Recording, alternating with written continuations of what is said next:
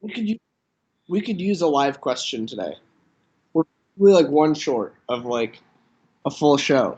So is this a show? Is this a show? I've never been on a show before. I've worked on shows, but I've never been on a show. So um the show that I worked on the most was Crisis, which didn't last. Uh-oh. I can hear you.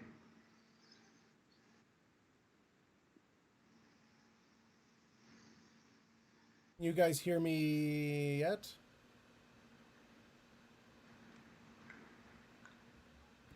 Let me see. Hello, hello. Why would there not be sound? That doesn't make any sense. Okay, John, can you talk really quick? Yeah, here I am. I can talk. Let me see. Hello, hello. Why would there not be sound? I think we're good. Okay, so John, tell us about the Oh, show you were on.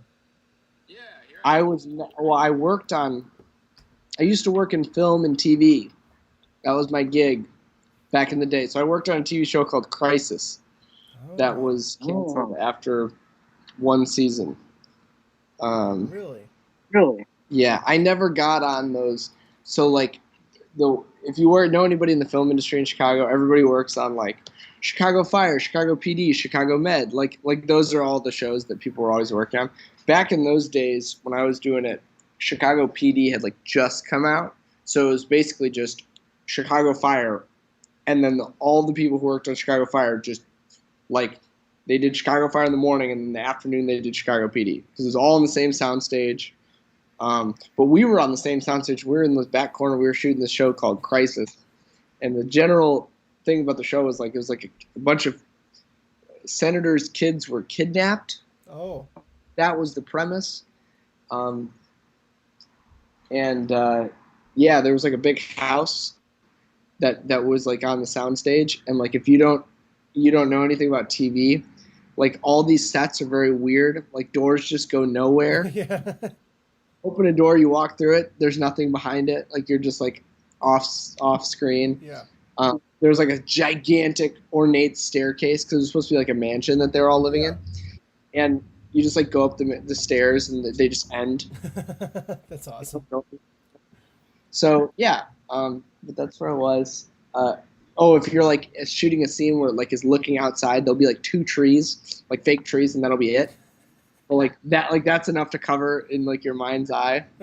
It's not like they like set up like a whole like a blue thing for the sky and like grass. Like Yeah. no, they just like two trees in front of the window, like or behind the window, and that would be it. That's So awesome. yeah, that was the first like real sound stage that I worked on because I did mostly outdoor shooting because I was a peon. I was like low level, so I was like the 23rd guy that they would call in. So like if you're calling in 22 other people first, then like you weren't gonna let me near an actor. But it's still cool you were there. That's kind of fun. 20-hour days, man. 18 to 20-hour days every day, Wow. 4 days a week, and then you'd work for like 3 months, and then you wouldn't know when your job would come back. That's bananas. Everybody had like four jobs. I hear you. Matt's hiding away from today. Well, guys, let us know if you have any questions live if you're in the chat.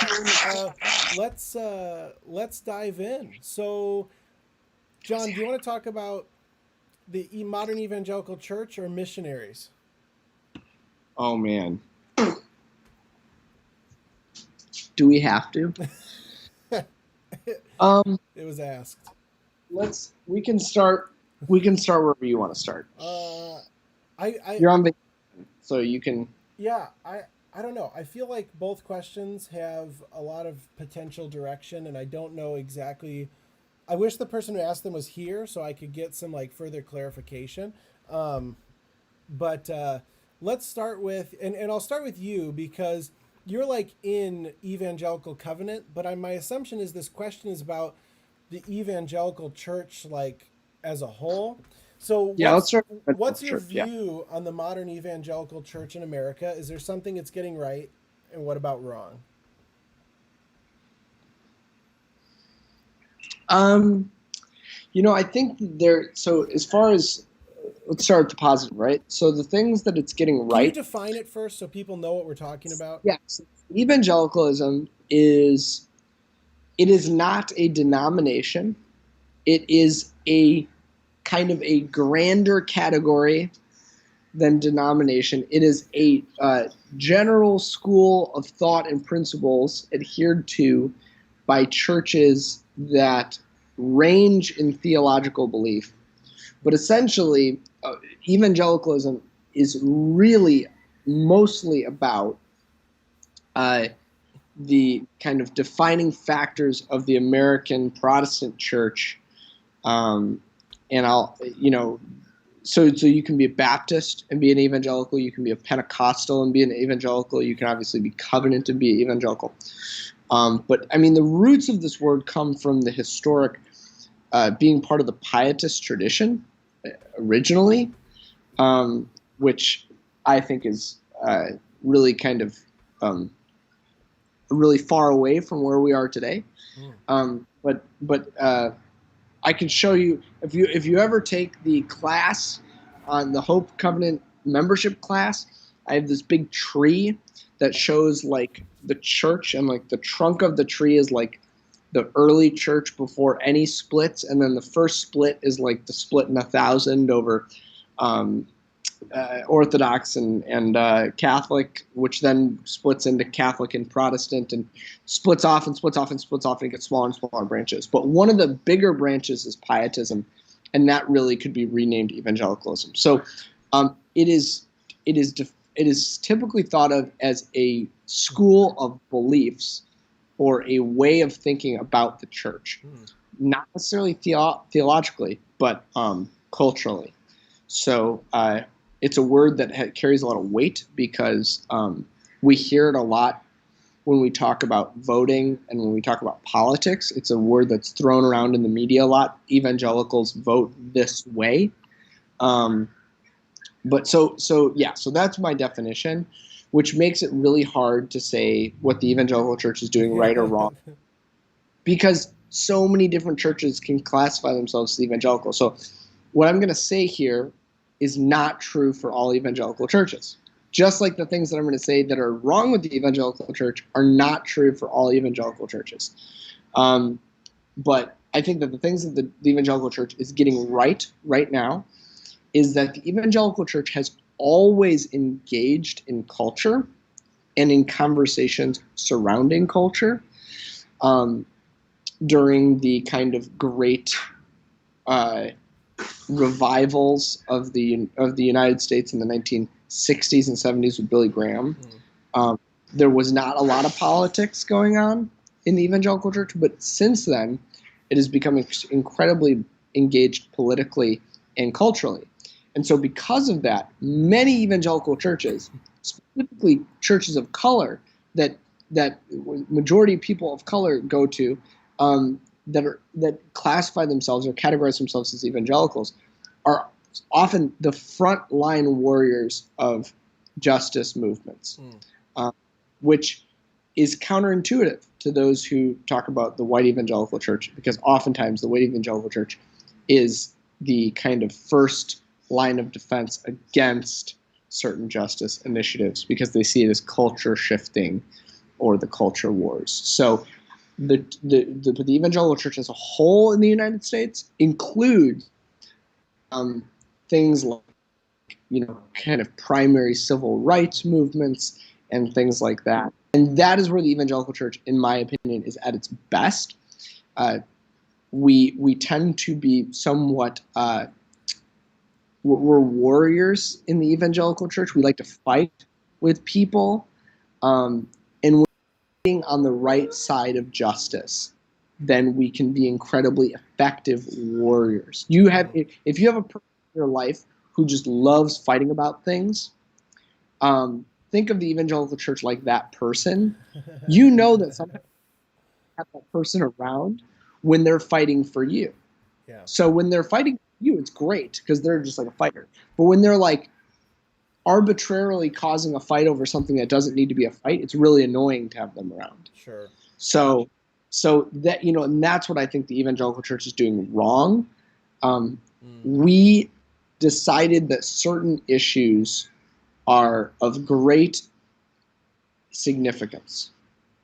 And to me, when we place so much significance on those things, we purposefully almost alienate people away from the church.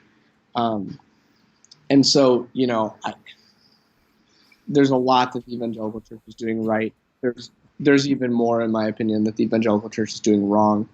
But certainly placing undue significance on things, and the criticism. I mean, realistically, the criticism is that the evangelical church, when it decides that something is a non-negotiable issue, they will overlook just about anything else in order to get that. And so what I'm reminded of, and I'm not trying to get into politics, what I'm reminded of is people who say, hey, I really like the judges that the conservative party promotes and appoints, and those judges have my religious liberty in mind. And so I'm willing to overlook anything else that conservative politicians stand for and or do in order to get my judges in. And there is, that to me is incredibly problematic. And that's something that the evangelical church, because we are fighters, that's something that we tend to do. We tend to decide on an issue and then just, no matter what it is, I'm never going to back down. And that's where I think, in a word, the evangelical church lacks humility. And that's where I think we're falling short. And humility has been a problem for me in my life. And so I know how hard it is. But I can tell you that it's better to be humble than right. And that, that's something that I think we need to learn. Yeah. I think that I don't think I have anything to add. You did an amazing job with history and definition. And I think, what you said at the end, I think would have been the one thing that I would have said, that what I've experienced in my own life and in the life of others is that when we're the fighter, as you define it, and I hadn't thought of it that way before, but that's really, really good. That's going to kind of be the way that it's stuck in my head now. There can sort of become more of a like bulldozer philosophy that I have it all right, and then therefore I'm going to fight. But sometimes we end up fighting blindly because we're actually wrong, and we're not willing to sort of self-reflect and see that, oh man, I've sort of missed it on this one. So it's really good when you're right, and really in some ways. And I think also just the temptation to think that because we're right, it's somehow our job to get everyone to agree with us. And I think that sometimes is part of that humility as well. It's that that in some way we become the police of the religious world or even the cultural world. And if you're wrong, we're going to arrest you or whatever you might, however far you want to take the analogy. But I think that is kind of where it enters into some dangerous territory. So that's just my few thoughts. What's that? The evangelical church has a propensity to be incredibly pharisaical, right? Where we see the speck in the eye of culture without often seeing the log in our own midst. And that to me, I think Jesus would have many criticisms, but also we have to appreciate that the evangelical church is in power. And so churches that are in power suffer from greater levels of potential corruption. So, I mean, do you consider yourself an evangelical, Phil? I would just be interested. I'm not even sure. Like, I have kind of just thrown labels out the window. Like, other people can label me, and maybe it's right to an extent, but like, I don't even know anymore. So I'm not sure if I would, because as soon as I think maybe I'm something, I realize how I'm not. So I don't know. So I've been playing around with the idea of putting forth that the covenant should rename itself away from the term evangelical because it has so much baggage. Not because I think that it's bad to be an evangelical, but just because I don't think it encompasses all that we are. And so somebody brought up Nathan Albert is this guy who I follow. He's a college pastor of mine. He brought up the idea of reclaiming the name ecumenical instead of evangelical, so that we would be the ecumenical covenant church. I like that word. I feel like that's like it really embodies the heart of pietism, which is the soul of evangelicalism, but it like does it without doing the thing that evangelicalism does. Yeah, and ecumenicalism being this relationship with others, like we used to do ecumenical services where there'd be Catholics, Presbyterians, Baptists, Pentecostal, the whole sort of gamut would be there. I like that. Yeah. So that's like where I'm at, where I'm like, I like this idea of ecumenicalism. Yeah.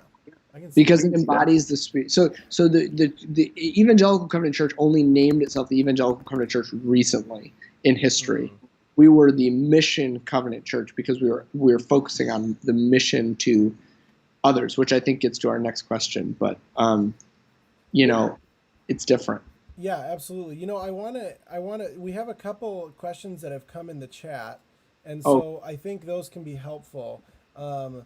One is, what did Jesus look like? So I'm doing a little bit of image gathering here. What did Jesus look like? This is a great question. Let me add this. Here's one image, Jesus 1. So we'll bring this up on the screen for you guys. Boom. There's Jesus number 1. Here, John, I'm going to put him right over your face. That's the Swedish Jesus. Can you see that one, John? I for some reason I can't see it at all. Here, I'm going to do it like this. Okay. So this is the picture. So John, I got the picture that you have up in your office, for example. So we have Swedish Jesus and we have more like Middle Eastern Jesus. And so I think we forget that Jesus was Jewish and from the Middle East. This especially comes up, I think, interestingly, when people say, well, that's Eastern and we don't want that to be in Christianity. And I'm like, well, then that removes Jesus. If you don't want things from the East to be in, then we've got to throw out Paul. We've got to throw out the whole New Testament. We've got to throw out the Old Testament. I'm not sure what we have left if we're not an Eastern religion, because we are. So Jesus, I think, it's hard, because I don't know the exact skin tone of people from 2,000 years ago, but I'm sure it was darker than the bottom picture and probably much more like the top picture. Yeah, so I just opened Facebook so I could see the pictures. Yeah, so I mean the top picture is the historical reconstruction of what a Palestinian man likely looked like by geneticists. That's the for lack of a better term, that is the that's the sketch artist. Like somebody went to the police station and was like, geneticists went into the police station and were like, no, make the nose wider, right? Like that's the and I think that's a good point. I think Jesus was certainly a brown-skinned short man. And I think he might have had longer hair than this. That's the one thing. But I don't know for sure. We just don't know. Yeah. It is hard to say. I think I don't know. It's hard to say because like Paul has all that stuff, right, about not having long hair as a man.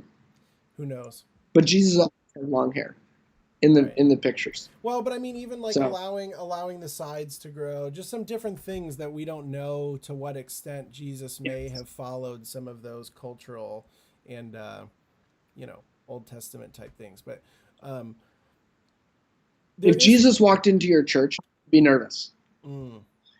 Like, I think that's really we had a church, local covenant church that had Muslim man come in and try and proselytize the church. So he tried to.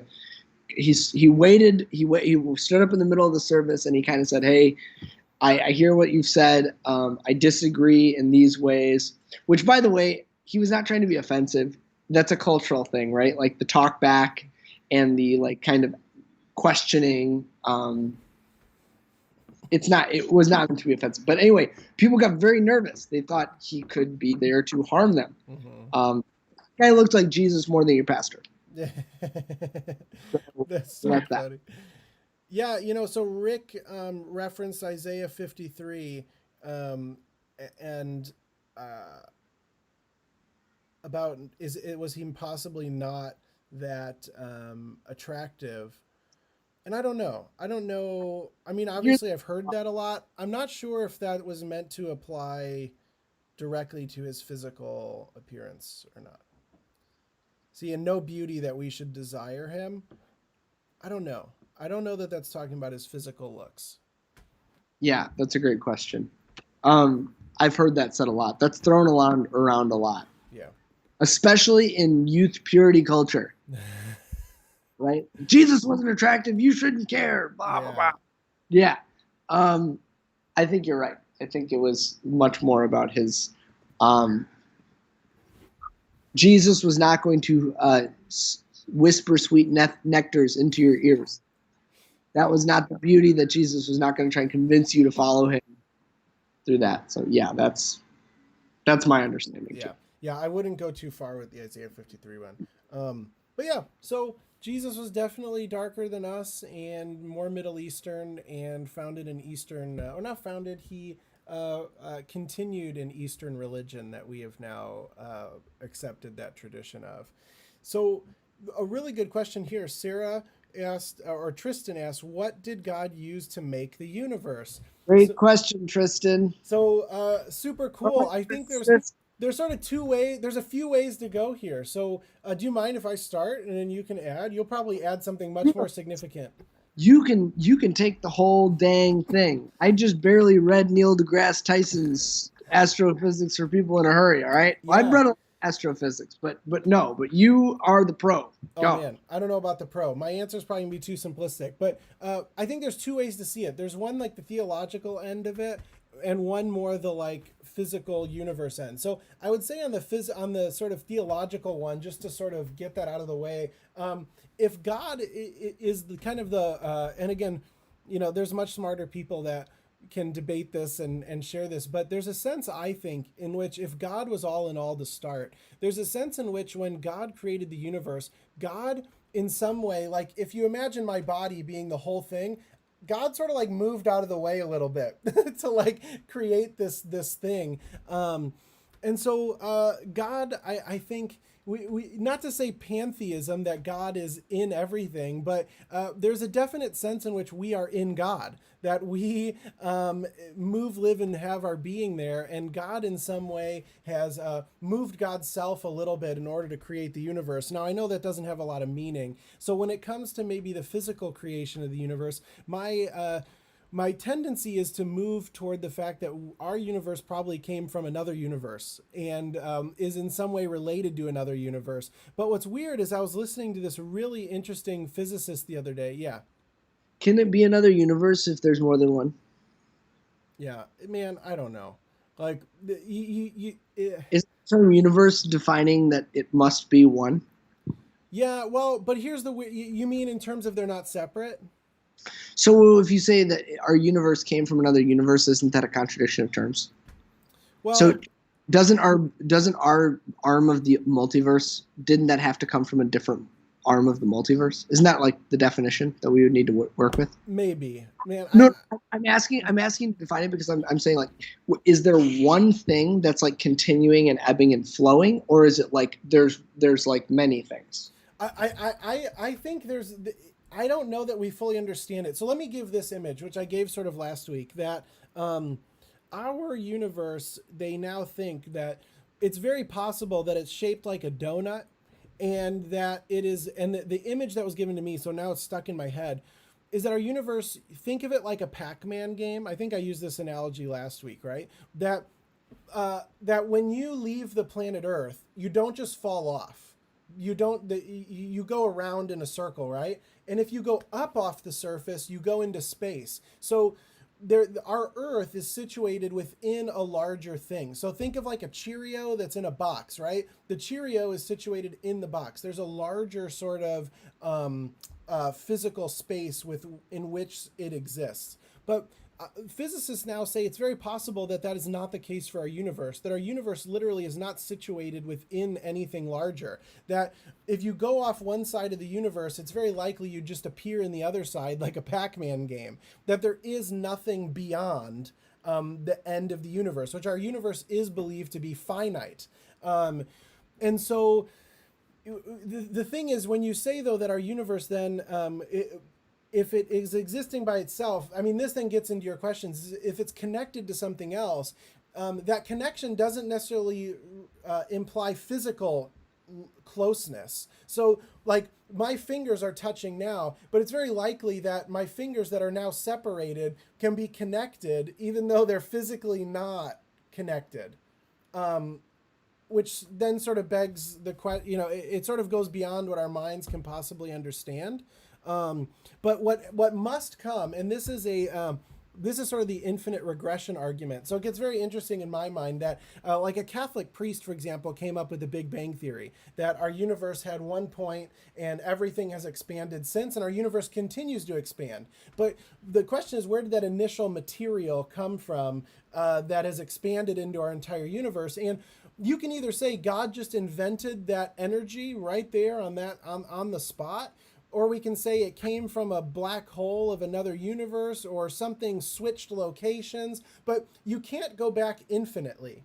And so someone might say, well, you can just infinitely go back, we don't need a God. But for me, and maybe some people would hate this argument, if there is no initial starting point, then there's no meaning to anything, because consider an infinite library, right? We've talked about this before, that if you have an infinite number of red and blue books and you pull out all the blue books, there's no fewer books than before it started, because it's an infinite. And that means in something that's infinite, there's therefore no difference between 2010 and 2020, because you're not moving from any sort of reference. So you have to have some sort of progression. So for me, I would say, even if our universe came from another universe, there was a point in which energy and those things did not exist outside of God's self, and God sort of had to create the space to create those physical things. So I think that was a lot of theoretical 10,000 feet level stuff, but so but to specify, right? So if we're looking at a simplistic question, so you were like, it's gonna be super simple, and then we just went off the deep end. Sorry, it's simple because I think someone who really knows what they're talking about would laugh at my description of it, is what I mean. So are you a loops guy or a string guy? I'm not sure. I like Brian Greene and his string theory stuff, but I just don't know that we know yet. I'm assuming there's going to be something else. Okay, I think that you're right. I'm a strings guy, but I'm like, this can't be it. Yeah. But by definition, it has to be it. So it's really okay. Whatever. So the question, though, I think that both of us are at a point, and I think that this is, I'm saying this carefully, that the 6,000-year-old, how did God create? God created in 7 days with magic, right? Which I'm not saying it's not miraculous. I'm just saying that it didn't appear like that, right? That is something that both of us would reject as a physical concept. Yes, absolutely. Reject it as a philosophical and or theological concept. But as a physical descriptor, we would both say, no, it is a greater scientific process by which the universe and the earth came into existence, however many billions of years ago. And, there's my son is like in a plant. He's just like in life right now. And the universe, however many billions of trillions of years or whatever.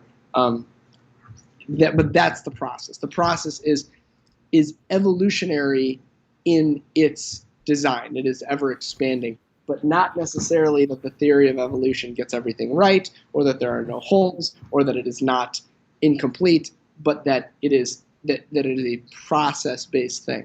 Yeah. And I think I get that. I get to that point actually from a biblical sense of saying, obviously there's science, and science has a lot to say, but as we're learning with coronavirus, science is a changing discipline.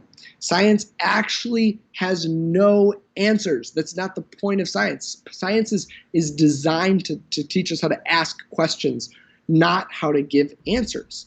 And faith, by the way, is not designed to give us answers either. But I can't see you. You're in that same.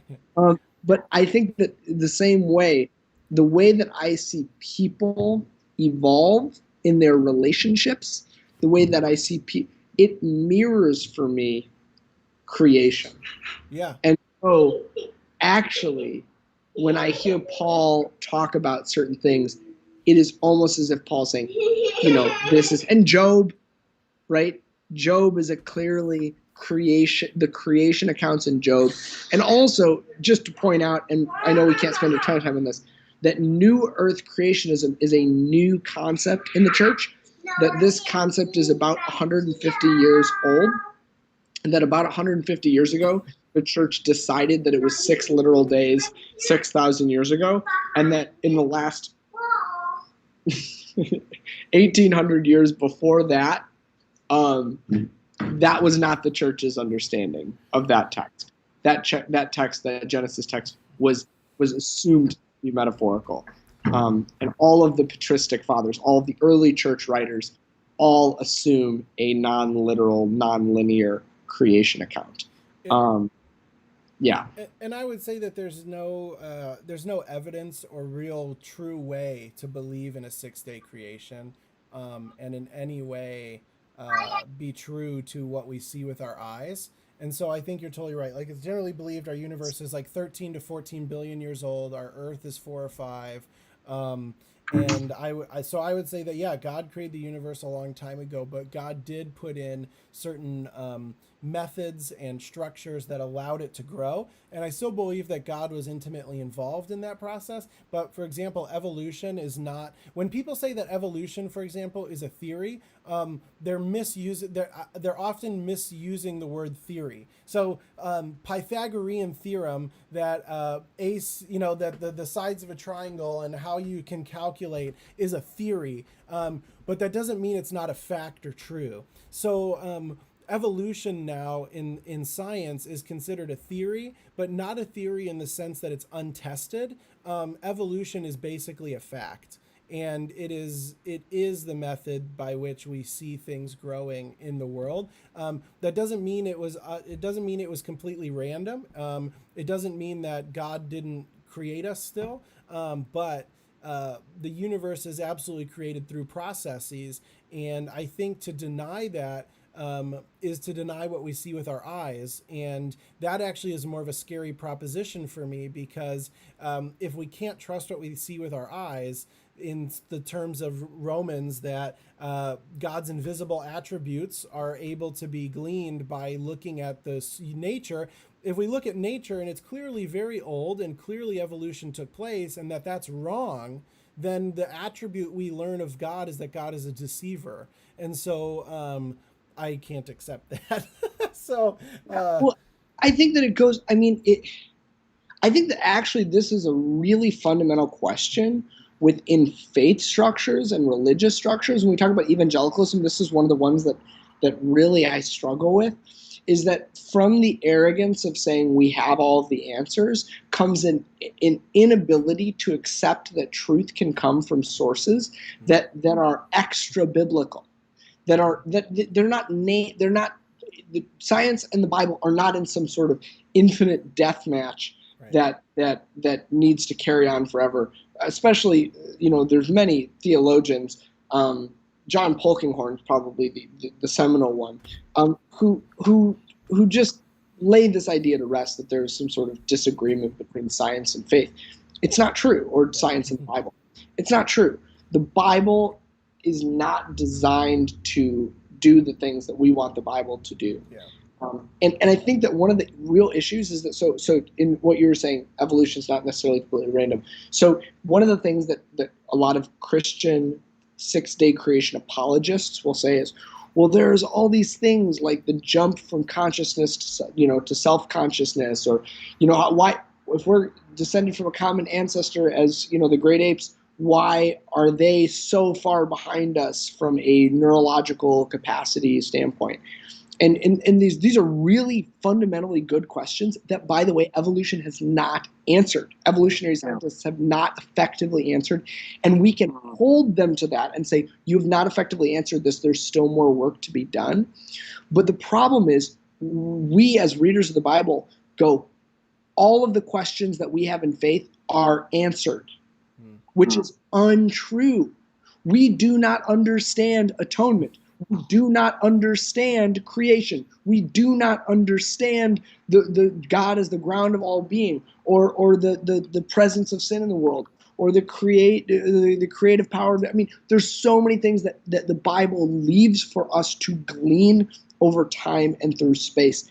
And when we say the Bible is the end all be all and that's it, what we're doing is then we're forcing every other discipline in the world to have everything figured out before it comes into contact with Scripture.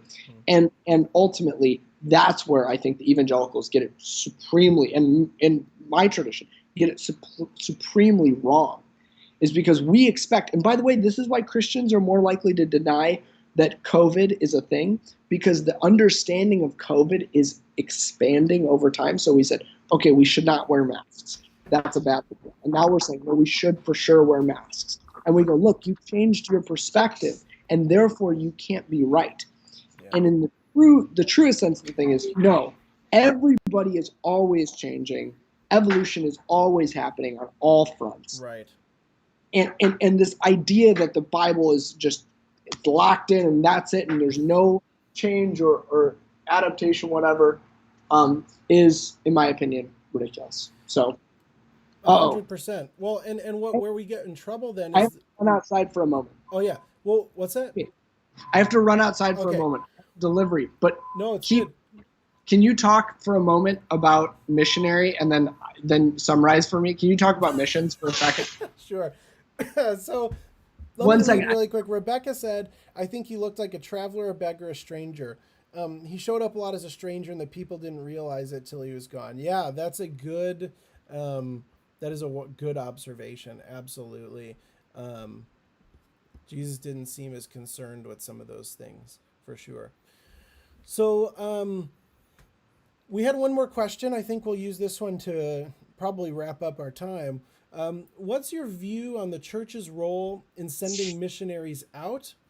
And what is the role of missionaries in going to the end of the earth and sharing the gospel?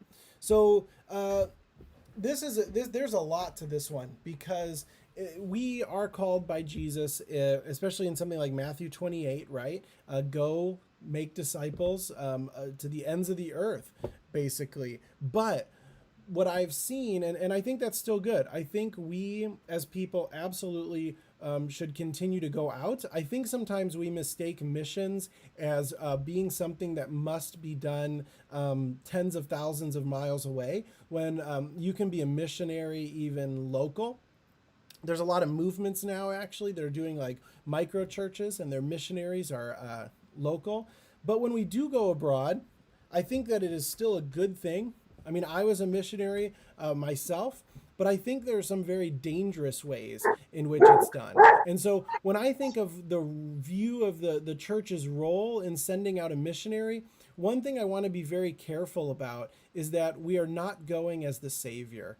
And I think that so frequently is what ends up happening, that it ends up being colonial again. That we, the white people in America, are going to go to Africa and save the poor, uneducated black people. And that is how it's often taught. And I'm not saying that's right. That should, hopefully, that makes you very uncomfortable, because it should make you very uncomfortable. Or it can be going to India, So, John, I was just saying, often we need to go to the ends of the earth. That is our call. Missions can be local and abroad, but that often we go in a colonial sense of let us go save the poor, uneducated Black or Indian people. Yes. Yes. That we have the answers, and if we can just give them the answers, the gospel, education, whatever, then we will have done our duty in lifting them up to where we are. And I think a much better model is not going as a savior, but going just to form relationships. And if you're going to go be a missionary, I'm often lately much more questioning those like 2-week mission trips, because that pretty much is just straight up, let us go in and save you, and then we're going to go home. So we're going to like drop all this goodness on you and then get out of here and you'll be okay now. But I do think long term there is something still really good about people saying, "Hey, I really want to go live somewhere else," but then you have to go. I think in a way, and Ryan Kuja wrote a really good book called From the Inside Out. And so knowing our own story and our own pain, because often we then go and live out our pain on other people. And so missionaries are sometimes very unhealthy, unfortunately. But if we go in a sense of mutuality, I mean, Jesus did this, right? He went all kinds of places. The Paul did, others did, but it was much more of then living fully there and not bringing your culture to bear on that culture, but honestly allowing that culture to influence you, and then through relationships, loving and serving, but also realizing as part of that, you have to open yourself to be loved and served, to know you're not coming in order to save, you're coming in order just to be. And I think that's it's much harder because it's maybe not as measurable at first, like, hey, so many people got saved, whatever. But it's about just being then, I think. So I think we need to really think through and reformat many of the ways we do missions, especially short-term missions. And if you're going to be a long-term missionary, to really get to know your story first and get to understand why you're going. It's not to make them like an American. So. Yep. I mean, I would only add one thing, which is that I think that Paul, I think that the idea of what we understand salvation to be really dictates how we do missions. Mm-hmm. I think that my primary issue with missionaries or missions in general is that it comes from this idea of saying the path to salvation is intellectual assent. Yep. And to me, that's not the path. That's not what it means to be saved. So I think that Paul is a great missionary.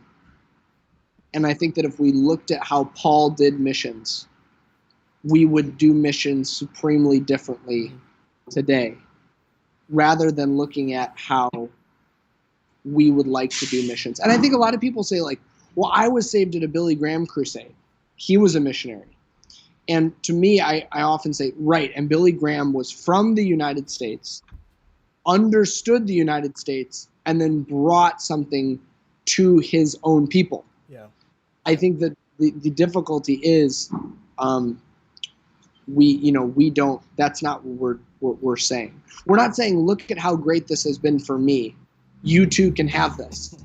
We are often saying, if you don't do this, you will continue to be a savage. Forever. So yeah, I mean, that's the problem with it. Do I think that we should have missionaries anymore to foreign countries? I don't know. I think that we should have trainers, right? We should have people who go in and train the people of a given culture who want to be missionaries to that culture, to do so effectively. Yeah. I think we'd be a lot better off if every person who wanted to be a missionary was trained as a community organizer to lift up the people who are actually there and on the ground to do the work of justice.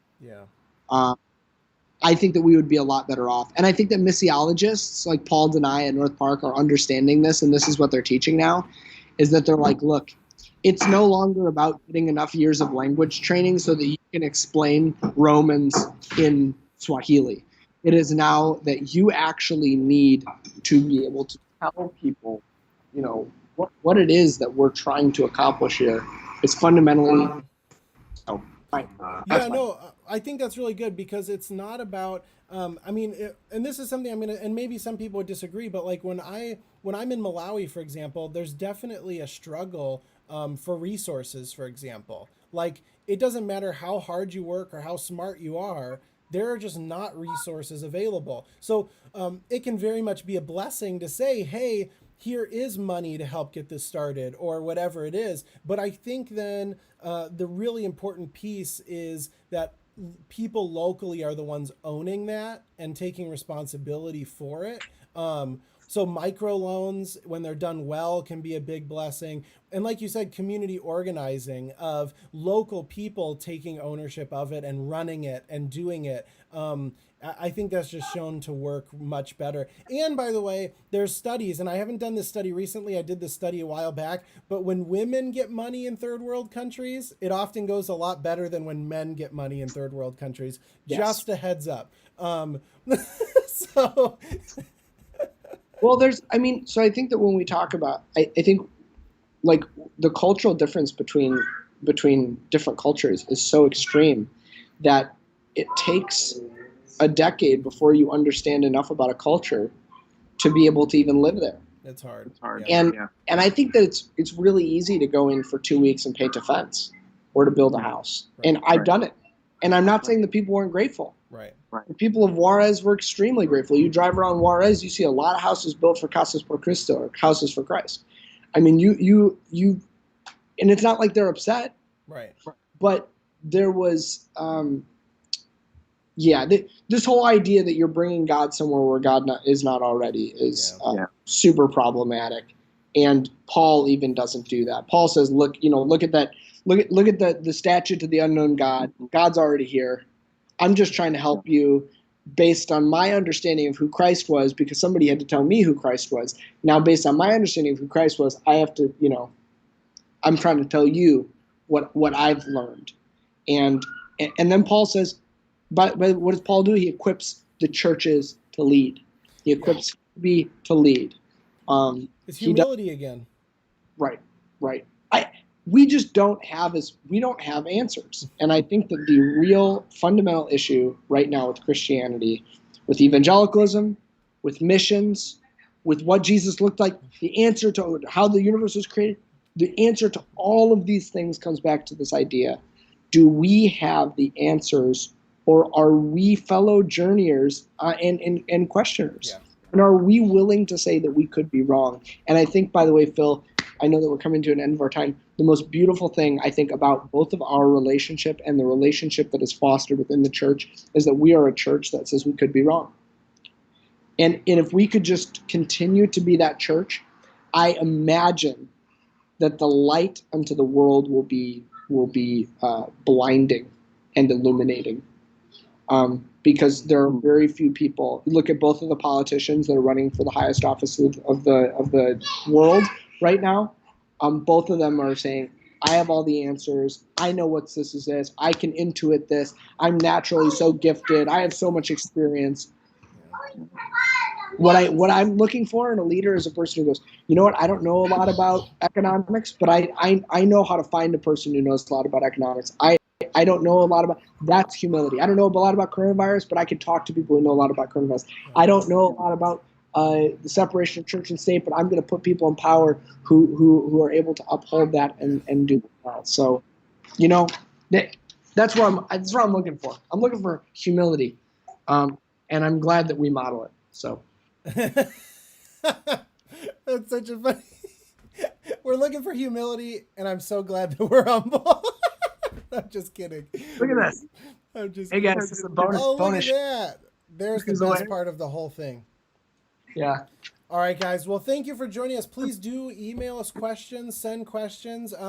Our slate is empty now, so we're starting over in terms of questions. So send them in. questions on our website anonymously. Yes. So please go do that, anonymous, unanimous, unanonymous, anything. However you want to do it, send it in. And we will do our best to wrestle with it. So thank you guys for joining us. Appreciate it. Jon brought some good wisdom today. Thank you, Jon. I stumbled my way through some answers the best I could. So thanks for putting up with me. I'm stumbling through. Thank you, Phil, for picking me up. All right, man. All right, well, we'll see you guys all next week. Grace and peace, friends.